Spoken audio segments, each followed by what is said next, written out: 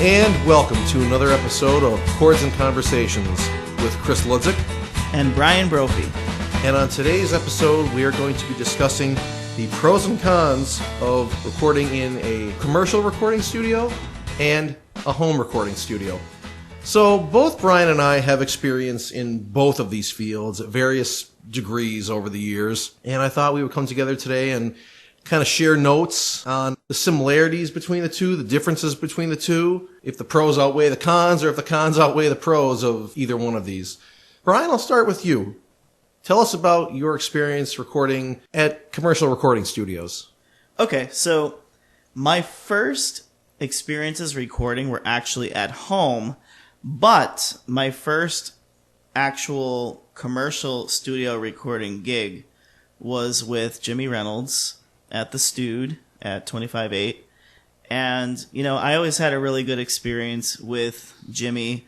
I actually recorded at the Stude before it was the Stude. It was in his father's upstairs. And at the time, he was moving his stuff slowly into Marky's studio at 25.8. So by the time we recorded at 25.8, my album was pretty much finished. Now, I did record drums for a session for Tom Graham, one of the local musicians in the scene, for a couple of the songs on his album. And it was cool because, Jimmy gave me the music ahead of time. I kind of listened, and he told me what Tom was looking for.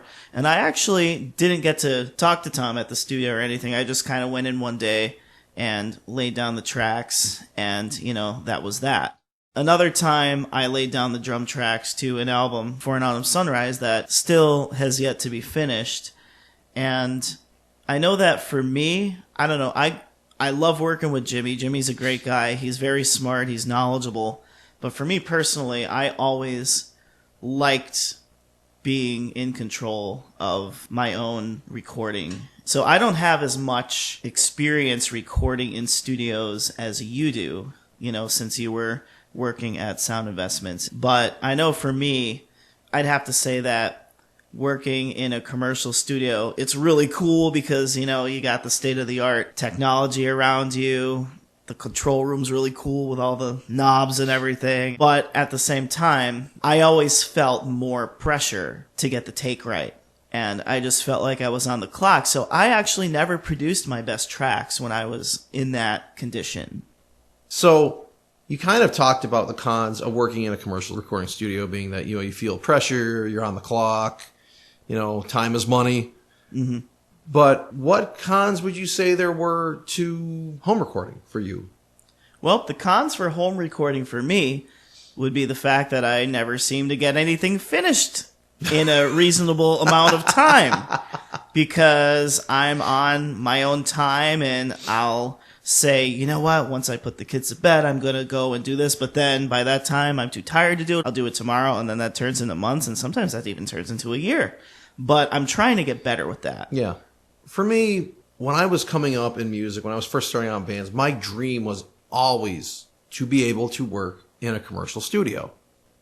Going back to, when I was younger, kind of absorbing the liner notes and reading the names of the studios like Sound City Studios and the Hit Factory and all these places that you would see on all these blockbuster albums.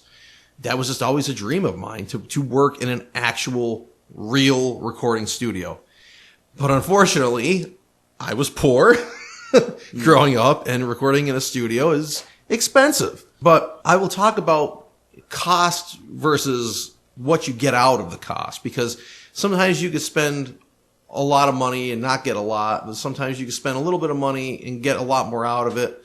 So you could spend a lot of money on home studio gear, not get a lot out of it. Or you could spend a lot of money going to a studio where the gear's already there, there's people that know how to use it. Yes. And you'll get more out of it. But it was always my dream to record in a commercial recording studio.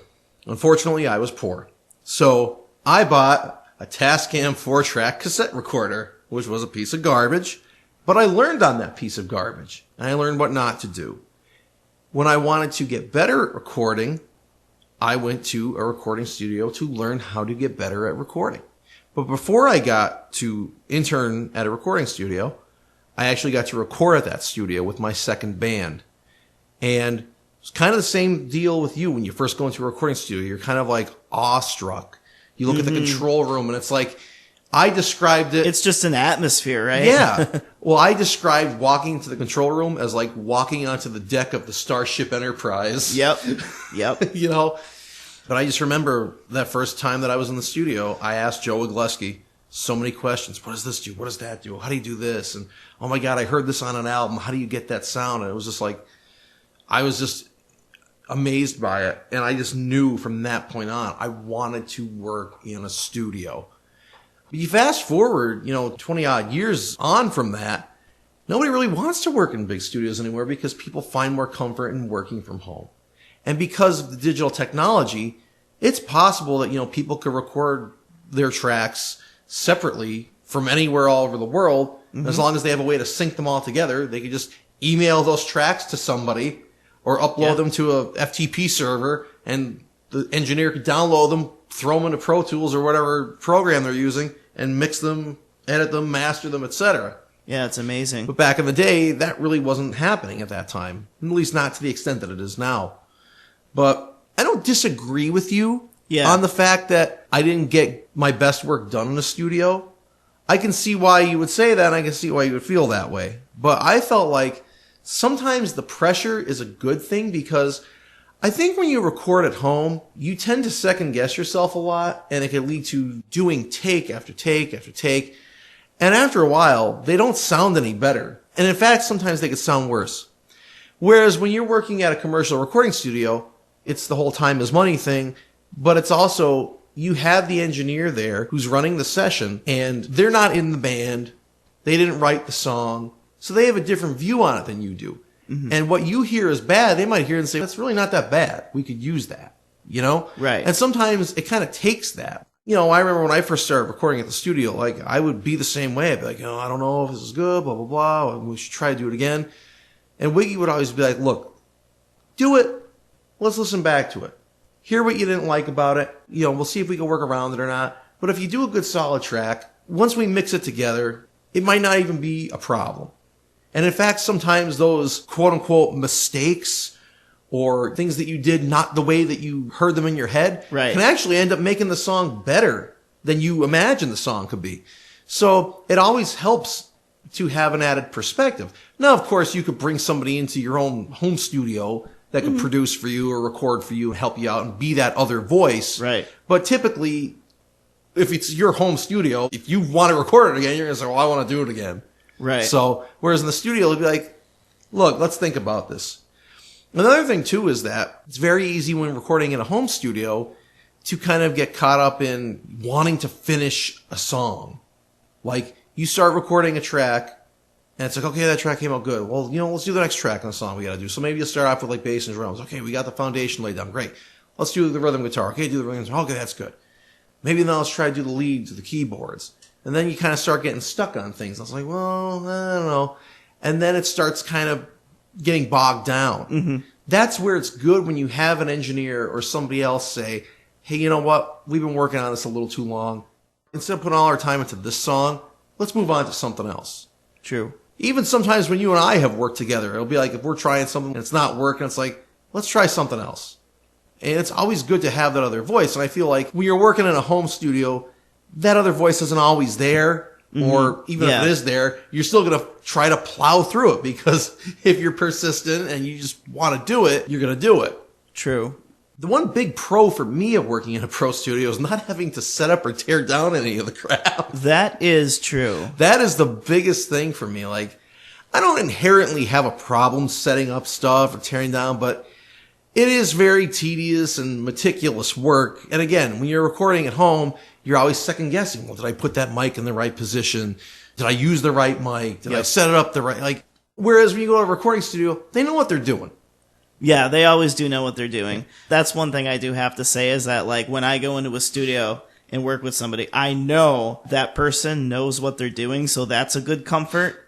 I think just because of me, I deal with anxiety and things like that. So sometimes I feel like I need to get this right because I don't want to waste this guy's time. I don't want to waste this money or whatever. That's me. But yes. And now here's the thing too. Engineering is a very subjective thing. And in fact, in the engineering handbook that I got when I first became an intern, literally on the first page, it says, this book is intended as a guide. There is no right or wrong way to record. So right there, it's like you just throw the damn book away. Right. I can record the drums with the Radio Shack mic and nobody's going to say that I'm wrong. Right. As long as I get it recorded. Mm-hmm. But, that's the thing about engineering is you do it after a while and you learn, okay, this mic doesn't work, or this mic works better for this mic works better for that, this mic works okay for this, depending on the situation. And when you go to a commercial recording studio, you don't have to worry about making those decisions because typically a really good commercial recording studio will have a mic closet full of any kind of mic you can imagine, condenser mics, dynamic mics, all different kind of patterns. And you don't have to worry about making that choice. Whereas if you're a home studio, you could be spending, hundreds, if not thousands of dollars on microphones and still not getting one that sounds decent. And it's very frustrating because you want to record and that you've got the song and you can perform it really well. But if you can't capture it well, it kind of defeats the purpose. True. So sometimes it's good to go to somebody that knows what they're doing. Yeah. When I started recording, I had a cheap Audio-Technica dynamic mic that I got at Best Buy for $30. And it's actually the mic that I still use when I play out live. And that's really about all it's good for. But I used it because that was the only mic that I had, and it was the only mic that I could afford. And I used that to record everything. And of course, I found out, okay, it's not good for recording everything. It can record some things okay, and it records some other things not so okay. And so then you find, okay, well, I recorded this instrument that has a lot of low end, but the microphone didn't capture all the low end because it's not made for that. Right. So then you have to bump up the low end. So if you're bumping up the low end, then you're adding noise, you're adding hiss because you're bringing up the noise floor because you're bringing up the low end. But if you use the right microphone, then you don't have to worry about those things. Use a microphone that's good for the low end. Use a microphone that's good for the mid-range. Use a microphone that's good for the high end. And these are things that an audio engineer at a studio can help you with. Whereas if you're just recording yourself at home and you're just kind of going buying microphones and gear all willy-nilly without any kind of prior knowledge, your recordings aren't going to be as good. Yeah, you could do them, but they're never going to be as good as what you can get in a studio. True. I've been very fortunate because I've been part of both worlds. I recorded at home originally, then I worked at the studio and learned how to do it right. And then I went back to working and doing home recordings. But the difference the second time around was now I had the studio experience. Mm-hmm. So my home recordings don't sound like home recordings now. They sound like they could have been recorded in a studio because now I have the right mics. Now I know what mics to use for stuff, The microphones that we're using to record this podcast right now, they're condenser mics. They're not like typical microphones that you would see, somebody use at a show or something like that. They're going to have their mouths on and scream into, Mm-hmm. These are more sensitive mics. They pick up more of the nuances of our voices. So they're more suited for this. Whereas if I was using one of those Radio Shack mics, could we do it? Yeah, we could do it. It's not going to sound great, but we could do it. Right. And that's, I think, the big takeaway is that it really doesn't matter as long as you're happy with the results you're getting. Mm-hmm. But if you're not happy with the results you're getting, then you have to change something. Right. And if you don't have the knowledge or the ways and means of changing it yourself, then that's when you need to go to a professional. And that's what I did when I wasn't happy with my recordings. I was like, my recordings aren't getting any better. I don't know what I'm doing wrong. Something's amiss here. I have to go and talk to someone and get educated about this. And that's when I went to the studio.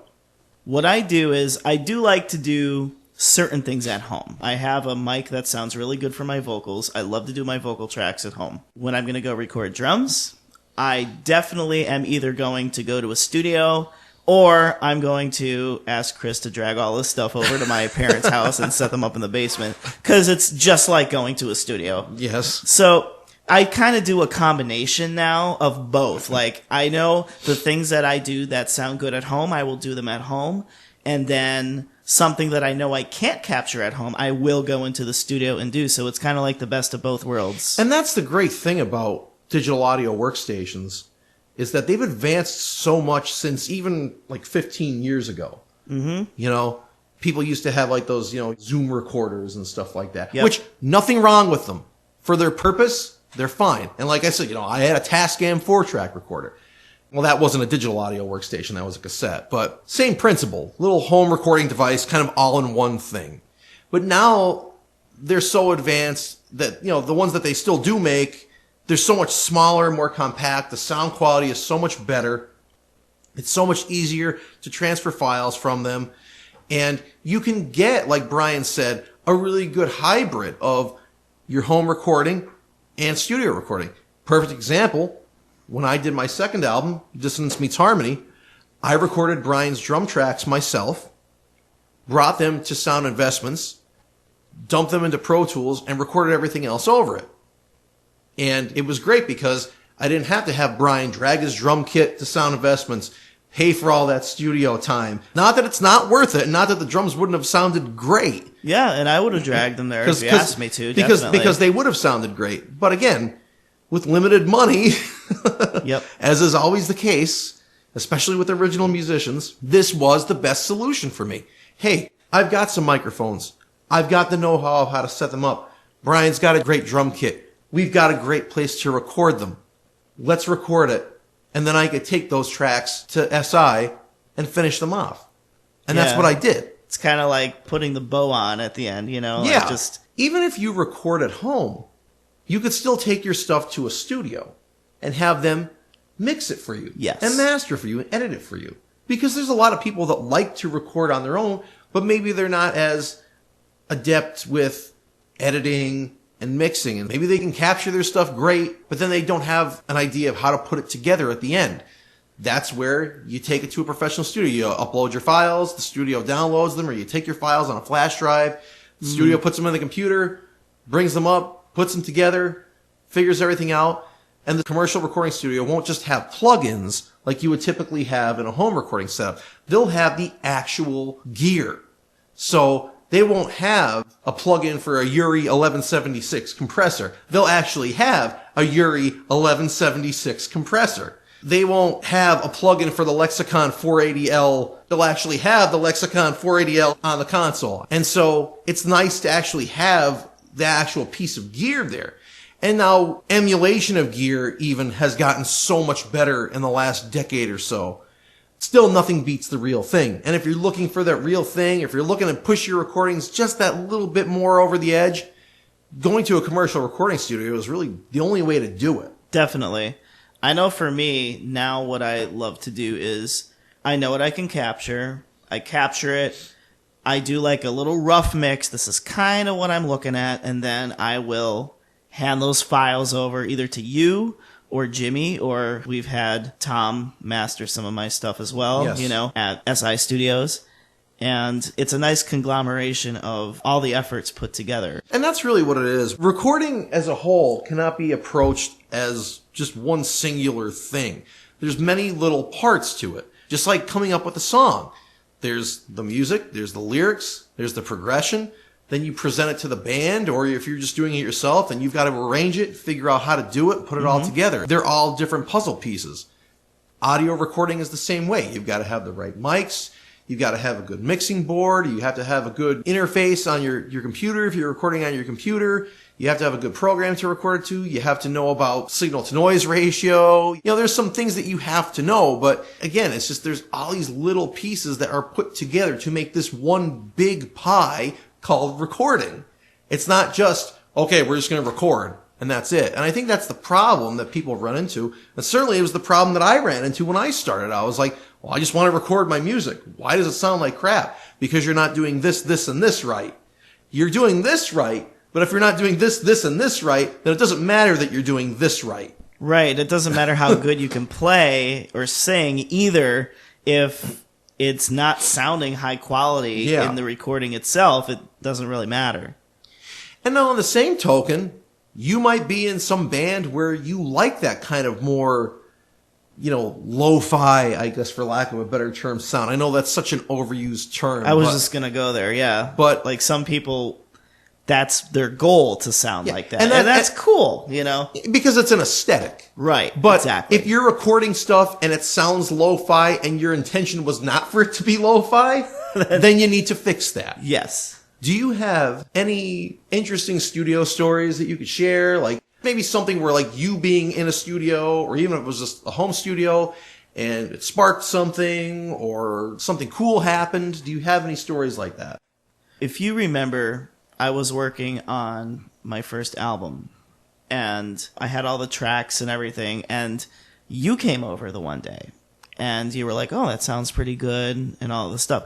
And then you just started tweaking things because you actually were trained as a audio engineer. So me, I was just kind of, does this sound good? No, let's just keep doing something until it sounds good. Oh, okay, that sounds good. But now, that's really all it is, though. Honestly, Right, is exactly. like you just tweak it till it sounds right. Yeah, but then you would come in and you would know exactly what to tweak. Where I would be there for like a day, going, "Oh, let's do this here," and then you could come in and be like, that's just that. It's not too loud, Brian, and there's too much mid range. Let's turn the mid range down. Right, exactly. But it's like, I was just going to say, it's not so much a science, it's more of an art. But I mean, there is a science because you know about frequencies and things like that. Exactly. So there is a scientific part to it, but a lot of it's just common sense and what sounds good to your ear or doesn't. Mm-hmm.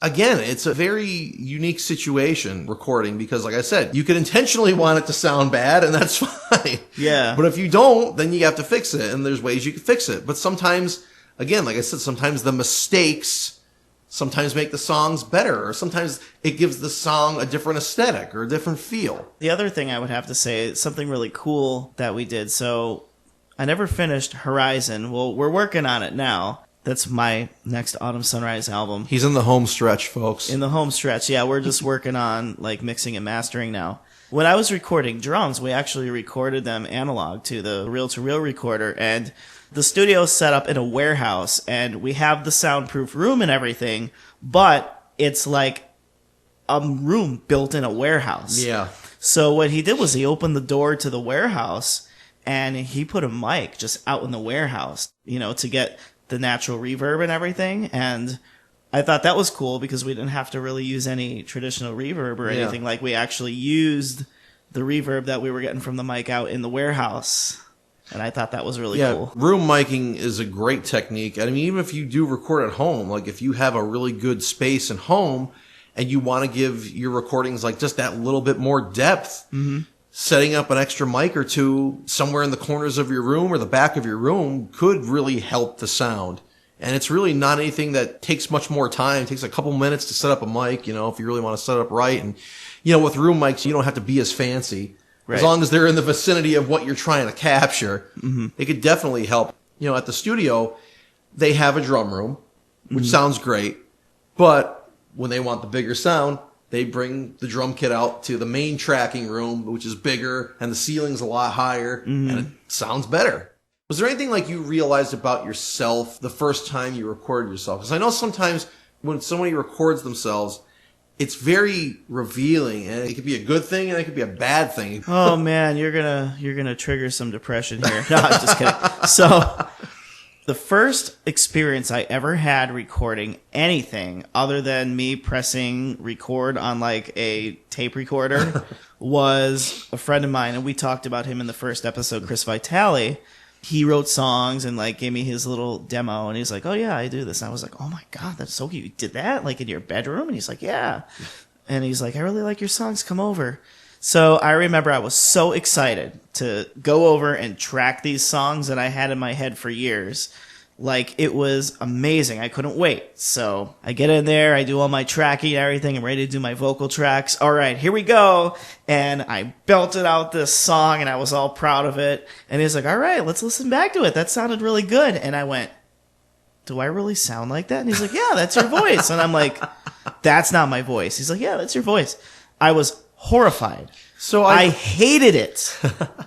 So I read something a while back, or I heard something a while back somewhere, that there's this bone that you have in your skull or something. And yes. It makes your voice sound different to you. Mm-hmm.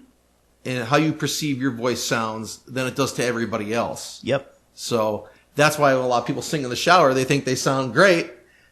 But if you actually heard yourself, you'd be like, oh no, do not sing. Yeah, or even if you do sound good, which I didn't at the time, I was terrible. I think one of my family members was like, well, you just go back to playing the drums. You're good at that. Like, don't sing. Wow. But I just loved writing songs. And I'm like, you know what? I'm going to show you. I'm going to learn how to do this. Even though I've come so far in my vocal abilities, I still wish that I sounded the way I sound in my own head. Yeah. You know, hands down. And it's still disappointing. Like, to me, I feel like I sound like a Muppet because it is a completely different sound than what I feel like I should sound like. And I think that's the one thing, too, with recording is like, I mean, I hate to say this and sound negative, and it's not meant in a negative way, but you almost have to lower your expectations a little bit. Mm-hmm. Especially if you're coming from a place where, like, you listen to, like, a lot of other music, and you're expecting your voice to sound like that, or you're expecting your guitar playing to sound like that. Mm-mm. It's one of the reasons why I never tell people, whenever I would get asked in interviews, like back in the day, like, what are your influences? I hate the word influence as a rule. To be influenced by something to me is like you're copying it. You know, you're just trying to emulate it. And you'll never emulate it as well as the original, you know? If you go into a vocal booth and expect to sound like 1971 Rod Stewart, it's not going to happen, you know? No. It's just that's just a ridiculous expectation. And I've seen people do that and it like ruins them. And like they'll have an otherwise good voice, or they'll be otherwise good players, good musicians, but they'll be so down on themselves because, man, it doesn't sound like that. It's not like this. And it's like, well, It's not going to be. And I think that's one really big important thing about recording is, you know, and I mean, I know it sounds cliched as all hell, but be yourself. That's all you need to know. With recording especially, and no matter if you do it at home or if you do it at a commercial studio, be yourself, because that's what's going to shine through the most in your recording. Yes, the audio quality is important. Yes, the song quality is important. Yes, the production is important. But the most important thing is your character, your attitude, your vision, what you bring to it. And if you're just going to try to be somebody else, you might as well not even do it. Right, absolutely. And, you know, for any vocalists who might be listening out there, you have to sing like you. You know, you can have your heroes and people that make you want to sing. Yes. But if you try to sound like them and that's not how your voice is built, you're going to damage your voice. I used to shred my vocal cords in the beginning stages of An Autumn Sunrise because I was trying to sing like those high singers in those emo bands. And like, I do have a higher voice, but I was trying to emulate their tones and all that stuff. And that's not what my voice naturally sounds like. And I would wake up the next day completely hoarse, not being able to talk because I was doing something that was unnatural, you know, and I'm 37 now. And I feel like I finally got to the point where I am completely 100% Bryan without any kind of influences whatsoever. And it took me that long to figure that out. But I think teaching students, you know, you tell them because they want to sound like their favorite pop stars. I have to say, like, listen, like you have to sound like yourself, or else you're going to ruin your voice. Yeah. But the thing is, too, with the type of music that you were doing at that time, yes, it was very kind of specific. And that vocal style was very centric to what you were doing. Exactly. So you kind of really had no choice. I mean, you could have done. But the thing was, the thing I liked about you was, like, you weren't all screaming. Yes. You know, you had the melody. You had just your regular singing parts. But even those regular singing parts, I was making tones that were unnatural to my natural voice, which wasn't good. Yeah, no, absolutely. Yeah. I have seen that many times in the studio as well, where, you know, people will just force themselves to do stuff. And again, that's another thing where an engineer or somebody can say, look, this isn't really working. Let's move on. Again, sometimes you need that voice of reason in a recording situation that you might not otherwise have in a home recording situation. One common misconception about engineers is that they don't care about you. They only care about making money, and you're just another name, you're just another band, whatever. That's not necessarily true. I'm sure that there are some people out there that are like that, and that's very sad. But in my experience with the engineers that I've known, typically their main concern is getting you to sound as good as you can. Because a good engineer knows that it's not just a reflection on you, it's a reflection on them. Yes, I was just going to say, like, you're not going to put your name on something if, you know, it's not up to your quality. Yeah. And the thing is, with a guy like Wiggy and a guy like Jimmy too, is they're both also musicians. So they don't understand it just from the technical aspect. They understand it from the musical aspect as well. And I think that's just as important. Because, yeah, you could have a guy that knows how to work the knobs and the faders and plug in everything, but if he doesn't know about the musicality of it, then he's really only doing 50% of the job. And that's the one thing I've always respected about Wiggy is, like, he was never content with just okay. Sometimes, like, if a band's working late, whatever, and you just want to get a track down quick just to kind of lay down the basis for it, the groundwork, then just okay is fine for that because you're going to come back to it anyway. But if you're in like the middle of working on a song and like you've already got a bunch of great tracks laid down on it, you cannot half-ass it at that point. You're all in at that point. That's the great thing about working with an engineer who understands it from a musical aspect. And I think the problem too that people have with that is they feel like, well, then they're being produced. And I never really looked at it that way. I mean, is it production?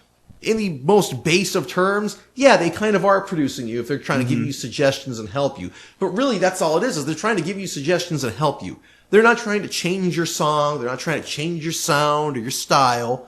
They're simply saying, hey, look, there might be a better way to do this. So let's try that. And if this doesn't work, then let's move on to the next thing. Maybe this song isn't going to work at this time. Maybe you need to put this away and then come back to it at a later date. And that happens sometimes. You know, bands will come into the studio and want to do like, we have like 20 songs written. Okay, out of those 20 songs, maybe 8 of them are good. Maybe 2 of them are okay. Take the 8 ones that are good, work on those. If you have time, take the 2 that are okay, work on them a little further, and then make them good. And then you have a decent album there or something. Right. But if you go in and do 20 songs, maybe 10 of them are good and 10 of them are just kind of half-assed, then, And plus, you're going to burn yourself out. That's another con of working at a commercial studio versus working in a home studio. Working in a commercial studio, there is a time when the session ends. You book a block of time from, whatever time to whatever time, and that's it. That's the time that you have. When you're working at home, you have as much time as you want. That could be a good thing, and it could be a bad thing. I think it can be a bad thing because you burn yourself out a lot easier. So I don't think that the pros and cons of working in a home studio versus working in a commercial studio really outweigh each other. I think they're all kind of one and the same. It depends on the person or the band or the situation, what type of songs you're doing.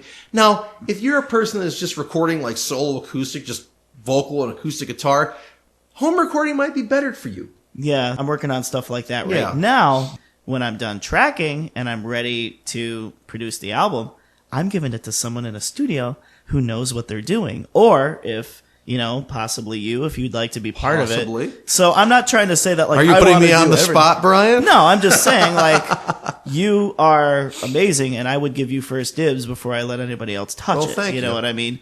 So, for instance, our album that we did last year, the Latter Day album, Matters of Time, we recorded it at home, but I took it to Sound Investments and had Tom Borthwick master it. And that's the final, sonic polish.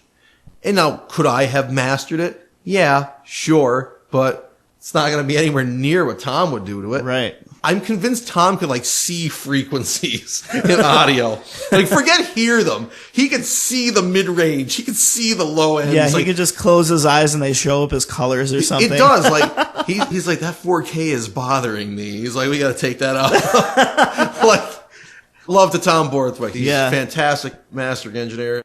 But again, there's something to be said for home recording because I think that if you really are invested in your music, it does benefit you to want to learn more about how to properly record it if you're going to go that route so you can get the most out of it. Knowledge is power. And again, another cliche thing, but like I said, when I first started out, I knew nothing. The second I started knowing even just little things, my recordings just turned around a complete 180. Night and day. Mine did too, just from some of the suggestions you made on my first album. on that little Fostex 8-track recorder. Hey, you know what, man? You got your mileage out of that thing. I did. Just like I got my mileage out of my 4-track cassette recorder. The only thing I wish that I could do over was not do it on that, because that machine everything. I wish I could do everything over. That machine was so hissy. Might have been on its last legs. Because again, the machine that I had and the machine that you had, they were really only meant to be kind of like demo machines. Right. They were meant to like sketch out songs. Yep. But of course, again, we were poor. And so it's like, well, we got to record the whole damn thing on this. So we're going to make this work. Exactly. Let's see how much crap we can cram in this. We're going to do another cliche here. You get what you pay for. Yes. Absolutely. You really do. You know what? Buy the studio time. If your stuff isn't sounding the way you want it to, get that studio time. Save up or whatever you have to do. Or get yourself some knowledge on how to do it right. Maybe you've already got decent gear and you just don't know how to use it. You're like, right. I've got the best mixing board. I've got good microphones. What am I doing wrong? There might be a step along the way that is not right. And you just need to figure that out. And once you figure that out, it will turn your recordings around. I will tell you the time that my recording turned around. And it was one thing. And it was the simplest thing. Never really had a problem recording vocals. Never really had a problem recording acoustic guitars. They didn't sound great. They didn't sound as good as I would get them to sound eventually. But when I got to the studio, the stuff that I learned about how to properly record an electric guitar was some of the most important stuff I learned, but also some of the simplest stuff I learned. So when I went and started interning at the studio, I told Wiggy, I hate the way my electric guitars sound on my recordings. I can't get them to sound right. He's like, well, how do you record them? And I said, well, I read in Guitar Player magazine that the best way to mic an amp is to put the microphone directly on axis in the middle of the speaker cone. And Wiggy looked at me and goes, that's the absolute worst way to record a guitar amp. I said, okay, so what's the best way? And so then he explained this thing called proximity effect to me. Mm-hmm. Now, a proximity effect is basically the proximity of the microphone in the proximity of what you're recording. So if you put something right on whatever you're recording, even if it's an acoustic guitar, even if it's a vocal, even if it's whatever, you're getting more of that signal coming right directly at the mic. It's not even so much distortion. It's like more like overdriven sounding, which sometimes, again, that could sound good if that's what you're looking for. Yeah, if you're in a grunge band, absolutely. Yeah, if you want like a really fuzzy bass tone or a really fuzzy guitar tone, would probably be the best way to do it. But he told me, all right, here's what we're going to do. He's like, I'm going to go out to the tracking room and I'm going to plug into an amp. And I want you to set up the microphone the way that you would set it up. And then I want you to go in the control room and listen to me play it. I said, okay. So I did it. I took the SM57, trusty old SM57. What a trusty mic that is. I put it directly in the center of the speaker cone in the cabinet. And we started playing just some open chords, just riffing.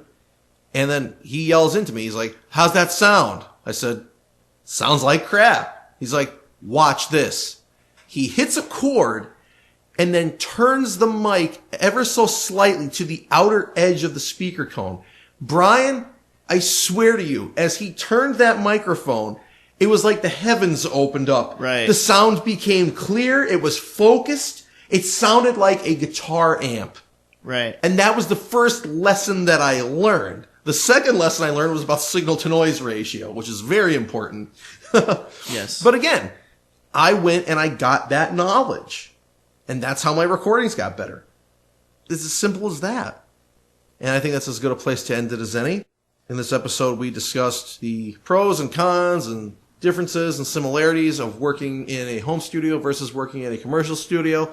And I think the big takeaway from this is you could do either or. You could do a mixture of both. Like I said, nowadays with the technology, it's possible to record stuff at home, take it to the studio. It's possible to record stuff at the studio and take it home.